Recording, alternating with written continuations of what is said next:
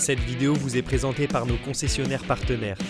Rendez-vous en concession pour essayer la nouvelle Triumph Tiger 900. Salut Aurel, alors ça roule? Ça va super bien. Putain mais qu'est-ce qui t'arrive? T'as mangé du lion? Non, du tigre. Le contrôle technique MJ, c'est le test d'une nouveauté résumée en 15 minutes pour savoir si elle est bien ou si elle est nulle. Le contrôle technique MJ, c'est un ensemble 4 points contrôle, vérifié avec soin par nos essayeurs chevronnés. Le contrôle technique MJ, c'est le seul contrôle technique non obligatoire, totalement gratuit et qui n'emmerde absolument personne.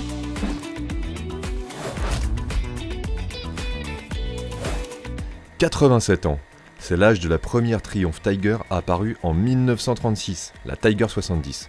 Ça ressemble juste à une vieille moto, mais l'esprit tout-terrain est déjà là. En témoignent plusieurs participations aux célèbres 6 jours d'enduro et quelques médailles à la clé. En 1939, changement de cap. La Tiger 100 introduit le bicylindre parallèle maison de 500 cm3, mais la moto semble avoir quitté la jungle pour devenir un gentil petit tigre de salon. Le modèle ressort pourtant ses griffes en 1981 avec la Tiger Trail, une 750 cm3 qui vise directement la R80 GS de BMW. En 1993, la Tiger 900 franchit un palier en adoptant la nouvelle signature maison en matière de motorisation, à savoir un 3 cylindres en ligne de 885 cm3. La moto est haute et lourde, mais elle promet 85 chevaux pour faire la Nico GS. Après un réalisage et un passage à l'injection avec la Tiger 955i de 2001, nouveau changement de cap en 2006 avec la Tiger 1050. C'est alors ce qu'on appelle désormais un crossover, une moto un peu haute sur pattes qui ne veut plus aller se rouler dans la boue. Mais attention quand même, le 3 pattes crache désormais 115 chevaux. Retour à la terre en 2011 avec la nouvelle Tiger 800, rapidement rejointe par une Tiger 1200 en 2012. Toutes deux sont déclinées en 2 versions, plus ou moins tout-terrain. Quant à leurs 3 cylindres respectifs, ils ronronnent davantage et rugissent moins fort que les autres modèles de la marque. Ces 2 modèles évoluent en parallèle à intervalles réguliers, avec comme gros changement notable l'adoption d'un calage moteur particulier, le T-Plane, en 2019 avec la Tiger 900, puis en 2021 sur la Tiger 1200.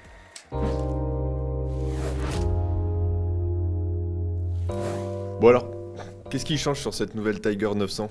Elle ressemble quand même pas mal à l'ancienne, non? Ouais, vu comme ça, on dirait qu'elle a pas trop changé, mais ils ont fait des petites modifications assez judicieuses. Alors je vais essayer de faire la Miss Météo, voilà. Là, au niveau du flanc, c'est plus aiguisé, un peu plus important. Avant, c'était en plusieurs pièces. Et là, ils ont fait quelque chose de plus acéré. Le plus gros changement, c'est à peu près là, en haut, au niveau de la fixation entre le phare et la bulle. Et aussi le bec, qui est plus pointu, plus inséré. L'idée, c'était de la moderniser sans la transcender. Et bizarrement, quand on regarde l'ancienne et la nouvelle, eh ben, même si l'évolution n'est pas flagrante, on trouve quand même que l'ancienne, elle a pris un petit coup de vieux, quoi. Tu vois la différence. Ouais. T'avais l'ancienne à côté ou non? Non, bah, j'ai comparé après les deux Avec photos, les photos, mais surtout que ce coloris, il existait déjà sur l'ancienne Ouais, version. Donc quand, on vous mettra les 2 images et vous pourrez voir vous-même que bon, ça évolue très finement, mais plutôt bien fait. Ok. Et bon là, c'est la GT Pro. GT On a essayé Pro. que la GT Est-ce que Pro, tu as nous. toujours 40 versions comme avant? Parce que tu avais les GT, les rallyes, tu avais plein d'autres. Ouais, alors ça s'est simplifié. C'est-à-dire que si on prend même jusqu'encore en 2023, tu avais donc une GT, une rallye, une GT Pro, une rallye Pro, avec les séries spéciales Aragon qui étaient aussi en Ça GT aussi, ouais. et en rallye, plus une version low et en plus la 850 Sport. Donc la 850 Sport, elle va rester parce que c'est la version A2 de la Tiger. Mais après, ils ont simplifié. En fait, tu as une GT standard, une GT Pro qu'on a essayé et une Rallye Pro qu'on a essayé. Et ça se limite à ça. En termes de finition, qu'est-ce que ça donne? Bah, j'ai envie de te dire, c'est du triomphe. C'est-à-dire que bah, tout est bien monté, tout est bien peint, bien verni. Les commodos, ils sont rétroéclairés. En fait, ils ont atteint un niveau de finition triomphe qu'ils arrivent maintenant à répliquer sur chaque modèle, y compris. Bah, alors ça, c'est quand même une moto assez chère. Hein. L'entrée de gamme, elle est un peu plus de 14 000 €, la standard. Mais voilà, tu la regardes, tu en as pour ton argent. Tu vois que tu as un petit logo sur le carter d'embrayage. Ils ont changé aussi le logo, le T, là, sur le réservoir. Bon alors globalement sur le look, la finition. Ben moi j'aime bien, hein. Je trouve que ça reste un trail routier, donc c'est pas forcément les motos les plus faciles à dessiner. C'est sûr que tu as une sportive avec un carénage, un avant pointu, tu peux facilement faire une belle moto. Mais dans sa catégorie, je pense que c'est sans doute l'une des plus élégantes. Et le style, voilà, moi j'aime bien la forme du phare, voilà. C'est une moto que je trouve élégante et qui sort un peu Du côté purement trail routier basique, peut-être un peu agricole, comme tu peux l'avoir voilà, chez les KTM, peut-être aussi avec Suzuki, une V-Strom 1050, c'est pas forcément très élégant. Et là, Triumph, à mon sens, il continue à faire des belles motos. Quoi. Ok.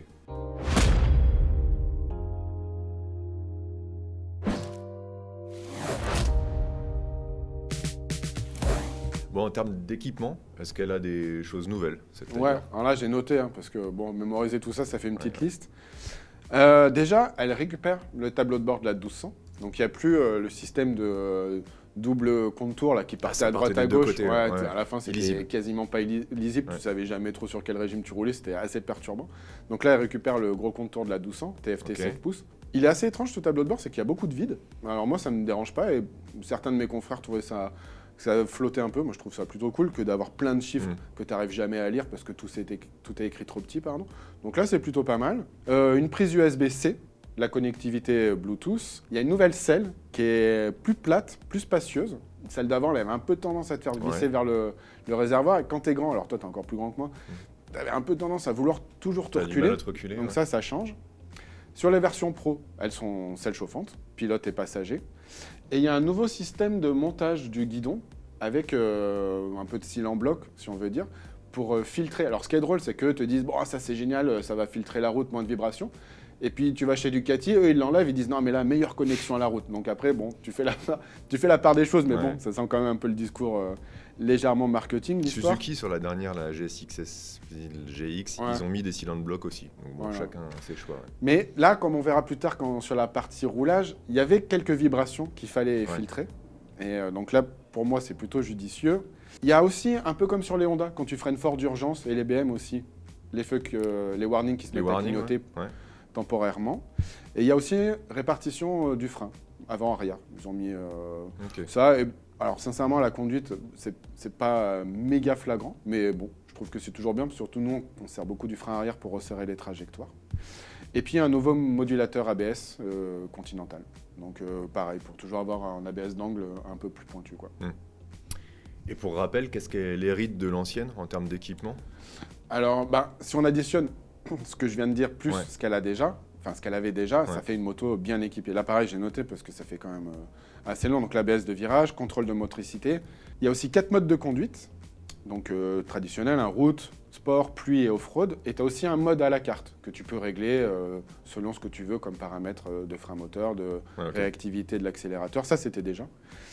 Tu as aussi un mode pro sur la Rally Pro, c'est-à-dire que tu as un mode off-road pro, pardon, où là, ça déconnecte tout. Tu as plus d'ABS à l'avant et plus de traction control. Donc là, bon, faut se sentir un peu à l'aise. Shifter montée-descente, poignée chauffante, hauteur de selle réglable, comme c'était déjà le cas sur 20 mm. Donc tu arrives entre 820 et 840 mm sur la GT et 860 et 880 mm pour la Rallye. Donc là, ça commence à être un peu haut sur pattes. Et un système de contrôle de la pression des pneus, tableau de bord avec une petite alerte si tu es en sous-pression. Et une bulle réglable manuellement, le même système qu'avant. Voilà, tu pousses, tu montes. Hop. Ouais, avec la tige là, voilà, ça se fait pas trop. Tu peux le faire en roulant. Moi, j'ai essayé quand même à haute vitesse. Faut pousser un peu plus fort parce que tu as la pression de l'air qui appuie, mais bon, ça se fait. Et puis au pire, tu ralentis, tu montes la selle. Tu fais pas ça forcément. Voilà. Tout le temps sur mais voilà, si on additionne les deux premiers points qu'on vient d'aborder, ça fait une moto bien équipée. Et tu en as parlé tout à l'heure, je crois. Elle a toujours les commodos rétroéclairés. Ouais, ça c'est cool ça. C'est cool, surtout que nous on roule toute l'année. L'hiver on roule aussi beaucoup. Il fait nuit tôt et comme on change souvent de moto, on connaît pas forcément. Tu vois ce qui est écrit sur les commodos, quoi. C'est ça le truc. Alors après, il faut quand même réussir à pas quitter la route, mais en tout cas, l'avantage c'est que voilà, tu vois où tu mets les doigts et quand tu es dans le noir sur l'autoroute et que tu cherches à mettre les poignées chauffantes, c'est cool, quoi. Moi, globalement sur l'équipement, plutôt bien. Tu valides ça? Ouais, tu parlais des packs. Je les ai quand même notés parce que je vais pas tous vous les détailler, c'est assez long. Donc tu as un pack performance qui intègre un silencieux Akrapovic. Et c'est la première fois qu'on a une Triumph qui sort avec le partenariat qui s'est fait entre Triumph et Akrapovic. Avant, c'était Haro. C'était Haro, ouais. Donc là, ils ont signé avec Akrapovic. Tu as l'impression, de toute façon, tout le monde aujourd'hui est avec ce manufacturier. Ils ont englobé tout le marché. Ils ont un peu tout vampirisé. Peut-être parce qu'ils sont très bons et parce que peut-être c'est les seuls encore à faire vraiment un travail sur chaque type de moto pour adapter l'échappement au mieux. Donc l'échappement, il coûte 995 € à lui seul. Le pack, je pense qu'il sera un peu plus parce que tu récupères aussi des repose-pieds usinés, etc. Tu as un pack protection, crash bar, grille de protection standard. Un pack qui s'appelle Tracker, avec de la bagagerie, mais plastique. et un pack expédition où là, tu as de la bagagerie, mais en alu. Un Ouais, truc un peu d'accord. plus valorisant, mieux fini et puis plus typé aventure, quoi. Ok.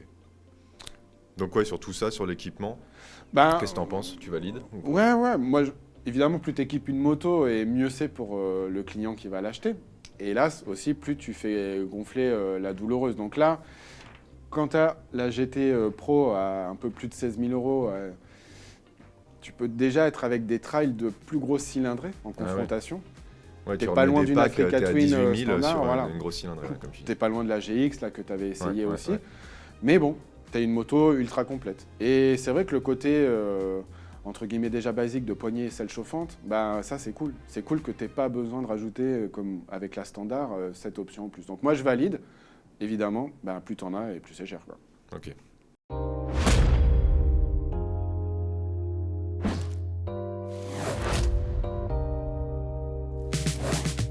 Alors, sur le moteur, Triumph, ils annoncent un petit gain de puissance. Qu'est-ce qu'ils ont changé? Est-ce que tu as senti la différence? Alors, ce qu'ils ont changé, autant esthétiquement, il n'y a pas grand-chose qui évolue, mais à l'intérieur, ça a pas mal changé. Pareil, j'ai listé parce que là, ça faisait pas mal de Ouais. choses à mémoriser. Donc, ils annoncent 13% de puissance en plus, donc ça grimpe à 108 chevaux. Pour ça, changement des pistons, donc qui permet augmentation du taux de compression. Nouvelle culasse, avec une admission plus large et optimisation aussi de l'échappement. Un nouvel abracam, avec des cames un peu plus agressives. Nouvelle trompe d'admission d'air, 15 mm plus longue. Et un nouvel échappement, avec aussi un nouveau silencieux, qui est travaillé, je pense, pour la performance, mais aussi pour le bruit. Parce que, voilà, calage T-Plane, et ça, c'est censé faire un petit pop, pop, pop, pop, et ben, c'est mieux quand tu adaptes le silencieux avec pour avoir cet agrément supplémentaire. Donc, elle a toujours le calage T-Plane. Ouais, elle l'a toujours. Hein. Tu nous expliques ce que c'est ou Non, pourquoi non? non, parce que c'est toi le spécialiste technique, donc c'est toi qui vas le faire, quoi. Puis Alors, moi, je me repose. On change de place ou quoi? Ah non, il a tout calé, Quentin. On dit Ouais. vite fait. Allez, Allez, le calage T-Plane, c'est que normalement, les 3 cylindres, c'est un vilebrequin en étoile, on va dire, réparti à 120 degrés, et ça te donne des combustions tous les 240 degrés. Là, c'est pas le cas. Ils ont un vilebrequin qui est en forme de croix, on va dire, et ça te donne un ordre d'allumage irrégulier avec 180 degrés seulement entre deux combustions, et après 270 degrés entre les autres. Donc oui, ça te donne un comportement un peu à cheval entre un 3 cylindres classique Ouais. et un bicylindre. Tu confirmes en Ouais, en bah, pratique, quoi? Ce qui est cool, c'est qu'avec eux, ils ont les deux types de 3 cylindres. Parce que si tu vas sur les Street Triple, tu as calage standard, Ouais. et puis là, tu as le T-Plane. Donc pour comparer rien qu'en bruit. Ben, moi, cette moto-là, on l'a essayé quand même pas mal de fois. Et on se disait, ouais, quand même, qu'est-ce que ça apporte en plus, ce calage T-Plane? Ok, il y a de la sonorité, mais il n'y a pas vraiment d'agrément. Ça reste assez presque un peu lisse. Et je pense que ça n'a pas été des critiques qu'on a dû être les seuls à émettre. Et tout le travail qui a été fait sur le moteur, même si en global, tu as une puissance supérieure, c'est vraiment concentré sur le couple de bas et mi-régime. On vous mettra les deux courbes superposées là, qu'ils nous ont données dans le dossier de presse. Et ben, ça marche. C'est-à-dire que sur la première moitié du contour, tu as un vrai gain en termes de caractère, d'agrément, de sonorité aussi un petit peu. Et c'est vraiment la partie que tu utilises le plus, que ce soit pour te balader ou pour évoluer en ville. Et ça c'est cool. Parce que c'est un peu ce qui manquait à cette T'as vraiment moto. senti une petite Ouais, différence? mais c'est, Ok. bien sûr que tu es dans un environnement où, comme tu sais ce qu'ils ont changé, tu te concentres dessus. Mais on a été quand même plusieurs à avoir beaucoup essayé ces motos. Et ça le fait. Et surtout, ça le fait parce qu'avant, tu avais presque une image de dire bon, c'est pas dingue l'histoire. Et là, c'est presque l'inverse. Tu dis ah ouais, mais c'est bien quand même. Alors, C'est sympa. ça claque pas comme un V-Twin, mais c'est mieux. Et tu le vois d'autant plus que la deuxième partie du contour, à mon sens, elle reprend le caractère de l'ancien moteur. C'est-à-dire que, alors c'est un moteur qui peut prendre des tours, il n'y a aucun souci, hein, tu peux tirer dedans, ça monte en régime. Mais de 6 000 à 10, 11 000 jusqu'à la zone rouge, ça reprend un caractère linéaire. Et ça pourrait être décevant à la limite si c'était une moto destinée aux mecs qui sont un peu acharnés de la poignée ou agressifs, mais c'est un trail. Pour Donc, une routière comme ça, finalement, ça marche. et Ça ouais, marche. c'est super. Ouais. Alors voilà, tu tires 2-3 boulets, tu te marres parce qu'en plus, le bruit, la boîte à air et tout ça, ça t'envoie du caractère aussi d'impression et de sensation. Et ça, c'est important à moto d'avoir toutes ces impressions-là. Tu vis aussi avec ta moto, quoi. Mais moi, je trouve qu'ils ont fait le travail là où il fallait. Et c'est cool. Ok. Et est-ce que ces changements, ils sont aussi profitables en tout terrain? Carrément plus, j'ai envie de te dire, parce que Alors, on a changé de moto. Alors, avec celle-là, la GT, on a pris un petit chemin, mais là, tu serais passé avec une R1, quoi. Et après, le lendemain, avec la rallye, on a fait vraiment voilà, un peu plus de chemin, de la piste un peu rapide, un peu des grimpettes. Et du coup, d'avoir cette meilleure activité à bas régime, c'est encore mieux pour le tout-terrain. C'est-à-dire que ben, tu peux aller chercher de la puissance, mais alors là, tu as intérêt à être vraiment très bon, parce qu'après, il faut t'arrêter, c'est toujours le problème. Et là, brop, tu mets des petits coups de gaz, ça fait des petites... tu la mets un peu en de petites dérives et tout. Donc, tout est à portée de bas régime et mi-régime. Et tout est très bien contrôlé. Alors, très bien contrôlé par un accélérateur hyper précis. Et surtout, l'électronique. Moi, c'est ça qui m'a bluffé le plus en tout terrain. Alors, je suis loin d'être une lame. Hein. Voilà, s'il faut passer, je passe. Des fois, peut-être un peu plus en force. Mais là, on avait des grandes portions assez rapides où tu peux rouler jusqu'à 90-100. Et bon, sur la poussière, ça va tout de suite un peu vite. Et bon, je m'amusais quand même, comme là, c'était assez sécurisé, à mettre des grands coups de louche. Et l'électronique, donc le traction control en mode off-road, intervient. Tu sens que ça claque. Hein. Tu as le bruit du traction control qui intervient. Clac, clac, clac, clac. Mais ça ne t'empêche jamais d'avancer. Donc, tu n'es pas sur place à patiner. Et quand tu es en grimpette, ça te permet de monter. Et après, bien sûr, j'ai switché. Et ben, quand tu passes en off-road pro, tu sens que là, il faut faire vraiment plus attention. Parce qu'évidemment, ça envoie toute la puissance dans la roue arrière. Donc, quand tu n'as pas d'adhérence, le truc, il se met à patiner. Et comme moi, je ne suis pas non plus une flèche, bah, j'étais plus rapide et plus à l'aise avec l'électronique. Ouais. Et je me sentais un peu voilà, sur la réserve. T'avais moins de réserve, quoi. Bah, je faisais gaffe, en fait, parce que j'avais peur déjà, en réaccélérant en sortant du virage, que la moto elle se mette un peu trop en travers. Il y avait quand même des parties un peu avec du sable ou un peu mouillées. Mais voilà, je trouve que l'électronique, quand tu arrives à le faire fonctionner en tout terrain, c'est vraiment que le truc, il est pointu, quoi. Parce que sinon, si tu mets le mode route, la moto, elle est que bridée. Ça fait que bap, bap, bap, bap, bap. Et quand tu passes en off-road, putain, le travail qu'ils ont fait, c'est... Ça marche vraiment. Ouais, ça marche. Okay. Et puis, ça marche et c'est utile. Parce que tu t'en sers. Bah, évidemment, il faut aller dans les chemins. Avec une moto à 16 000 et quelques euros, il faut réfléchir deux fois. Tout le monde ne le fera pas, ouais, forcément, mais ok. Mais en tout cas, bah, ça marche vraiment pas mal, quoi. Bon, au global, alors, cette nouvelle version du 3 cylindres T-Plane, ça t'a convaincu? Ouais. Bah ouais. Je trouve qu'ils ont travaillé là où ils pêchaient un peu. Ils ont augmenté là où, à mon sens, il fallait le faire. Et voilà, est-ce que ça vaut la peine d'avoir un moto qui hurle, un 3 cylindres qui hurle à 12 000 tours quand tu fais du trail? Je suis pas sûr. Du trail routier d'autant plus. Donc, pour moi, tout le travail sur le moteur a été bénéfique. Après, ils nous ont aussi donné quelques chiffres en baisse de consommation, etc. Mais bon, ça, on va pas le vérifier avec l'ordinateur de bord. On va faire des vrais consos quand on sera en comparo, quoi. Mais ça, moi, je valide le moteur. Bien.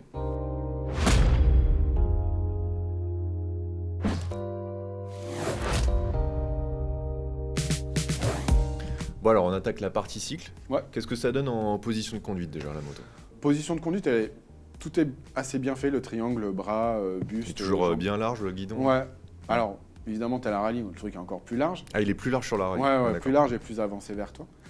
Mais c'est une position qui, à mon avis, convient à beaucoup de personnes, quel que soit le gabarit. Voilà. Après, voilà, je trouve que la bulle, elle mériterait d'être peut-être un poil plus large quand tu la montes parce que ça protège assez bien le torse, mais tu sens qu'elle est assez étroite et que tu as vite les épaules qui sont C'était pas son point fort déjà à l'ancienne, la protection. Hein. Non, mais bon, après voilà, tu vas piocher dans les accessoires suivant tes utilités et là, tu auras forcément une bulle plus importante. Mais ouais, on était rentré une fois, il faisait bien froid et on s'était rendu compte que ça ne protégeait pas. C'est pas comme les concurrents. Quoi. Ouais. Et en suspension, c'est du semi-actif électronique? Ça dépend des versions. Ouais. Alors pareil, j'ai noté à l'avant fourche Marzocchi 45 mm, 180 mm de débattement, 170 à l'arrière. Ça, c'est pour la GT standard. La GT Pro, c'est la même fourche. Ce qui change, c'est qu'à l'arrière, tu as un amortisseur à réglage électronique. C'est-à-dire que tu changes ton mode de conduite, bah, ça change aussi tes réglages sur l'amortisseur. Ce qui est assez bizarre, c'est que si tu fais ça, notamment si tu passes en mode sport, c'est à toi après de régler manuellement la fourche. Alors ça, c'est cool, c'est que tu le fais sans outils. Tu as des petites toilettes. Des petits papillons là, ouais. Et par contre, sur la Rallye Pro, tu as une fourche Showa 45 mm à l'avant, 240 mm de débattement, 230 à l'arrière. Mais là, par contre, c'est l'amortisseur manuel. Tu n'as pas d'amortisseur électronique. Ok.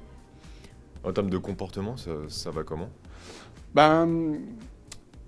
J'ai envie de dire que ça change moins que le moteur. Tu retrouves ce qu'est une Tiger. C'est-à-dire qu'une moto qui est assez maniable et bien installée, à l'aise, et tout de suite, tu sens que tu es plus quand même sur une moto faite un peu pour voyager, qui prime le confort. Confortable. Ouais, Je me confortable. rappelle, oui, les suspensions là-dessus, ça encaissait tout. Hein, ça a été, Alors ça, déjà sur la route, c'est assez impressionnant. Ça fait vraiment bien le taf. Et en contrepartie, évidemment, dès que tu vas commencer à rouler vite, tu vas sentir le côté c'est un peu fourche qui lourdeau plonge quand un même. peu. Enfin, Peut-être un manque d'agilité sur des motos qui ont moins de débattement, comme on disait la Suzuki. Tu es quand même presque un croisement entre un roadster et un trail avec la Suzuki parce que tu as 170 mm, si je me souviens bien, donc tu es quand même c'est quelque chose d'un peu plus bas et plus rigide. Et voilà, moi je trouve que le frein avec les étriers Stylema, ça freine bien. Son point fort, maniabilité, confort, quoi. Et puis faire gaffe. À un moment, évidemment, en fin de journée, quand l'ouvreur il commence à voir que derrière ça roule un peu, il commence à se lâcher un peu plus. Et dès que tu veux rouler vite, il faut un mode d'emploi. C'est-à-dire qu'il faut ralentir très tôt avant le virage pour pas rentrer sur les freins, sinon la moto elle résiste. Et une fois que tu adaptes ça, ça va, ça tient. En termes de garde au sol, je sais pas si vous avez roulé un peu énervé, mais je me souviens que les anciennes, elles étaient un peu limitées là-dessus. C'est encore un de ses points faibles. À partir du moment où tu as une certaine vitesse, c'est-à-dire que d'abord tu as les repose-pieds qui touchent. Et puis moi, à un moment, dans un gauche, je me suis tapé une compression, bam, et là, c'est la béquille qui a touché. Et ça a été modifié, mais même avant, ça pouvait être l'ancrage de l'amortisseur qui tapait. Donc les points durs, il faut faire un peu gaffe, que ça ne te soulève pas la roue. Mais voilà, c'est... De toute façon, avec cette nouvelle agrément moteur, il a plus tendance à te donner envie de balader et d'enrouler que de tirer dedans. Et ça correspond finalement avec la partie cycle aussi, qui quand même fait un peu plus pour le confort, quoi. Ouais, c'est une moto tranquille pour la route, quoi. Ouais. Et sur le tout-terrain, cette fois, ça donne quoi? Là, à un moment donné, je me suis lâché, mec, j'ai mis la partie cycle méga en contrainte, je vais te montrer, on a fait un petit film. Vas-y, montre.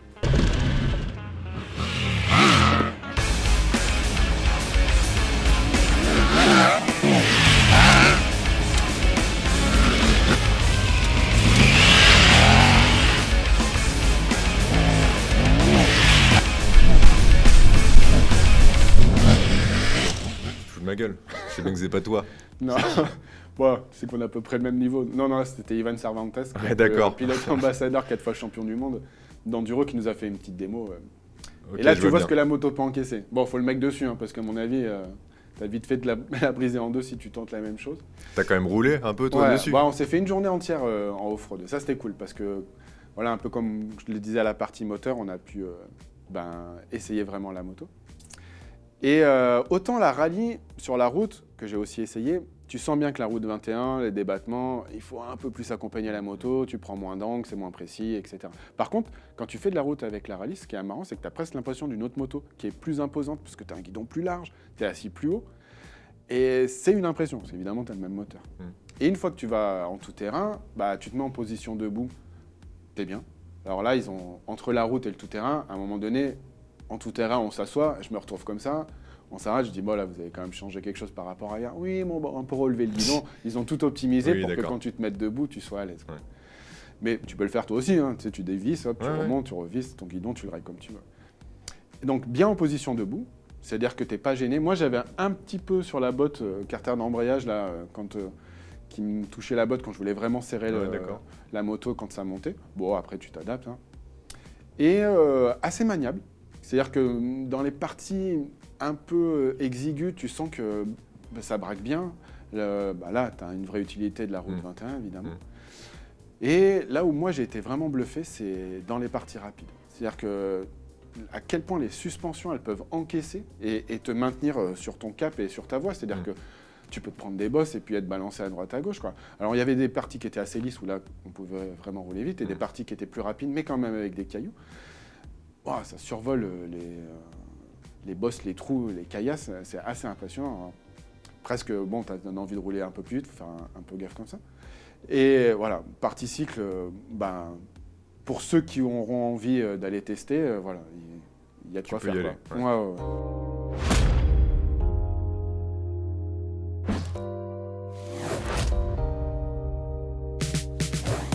Bon alors, au final, cette tigresse, qu'est-ce que t'en dis? À mon sens, elle passe le contrôle technique. Parce qu'ils ont bossé là où il fallait, c'est-à-dire qu'ils ont amélioré le moteur. Il reste un point qui, à mon sens, est un peu pénalisant, c'est que tu as toujours ces vibrations à 6000 tours, et c'est pile souvent la vitesse à laquelle tu roules sur autoroute. Donc ça, c'est un petit point faible qu'ils ont conservé. Mais les modifications ont été apportées, les modifications, elles sont utiles, il y a une vraie différence. Après, si tu as l'ancienne Tiger 2023, bon, c'est peut-être pas la peine de te jeter tout de suite sur la 2024, tu peux attendre encore une évolution. Mais si jamais le moteur te déçoit un peu, voilà, la nouvelle, elle est mieux.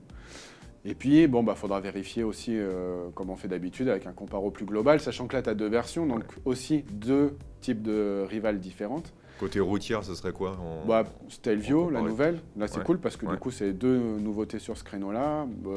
Il y a aussi la Ducati Multistrada V2 Ouais, la V2. qui rentre aussi dans ces cadres de trail 19 pouces. Et après, avec la Route 21, je sais pas trop, l'Africa Twin, ça fait quand même un peu plus gros. Ouais, t'as la GS 900. Ouais, la nouvelle F900 F900 GS qui va arriver, effectivement, qui sera sûrement sa rivale, aussi bien en termes de tarifs, prestations, équipements, prix globaux, enfin tout ce qui est d'un point de vue global, c'est un rival la plus grande. Donc, bonne première validation Voilà. à confirmer avec un vrai comparo. On peaufine les rivales et on monte ça. Exactement. Pour rouler. Ah, et puis bien sûr, n'oubliez pas qu'il y en aura plus dans le magazine. Et puis, achetez quand même le magazine. Ça, c'est celui qui doit sortir. Ça dépend quand sortira la vidéo. Et aujourd'hui, le jour même, ou le lendemain. Allez, soyez forts les amis.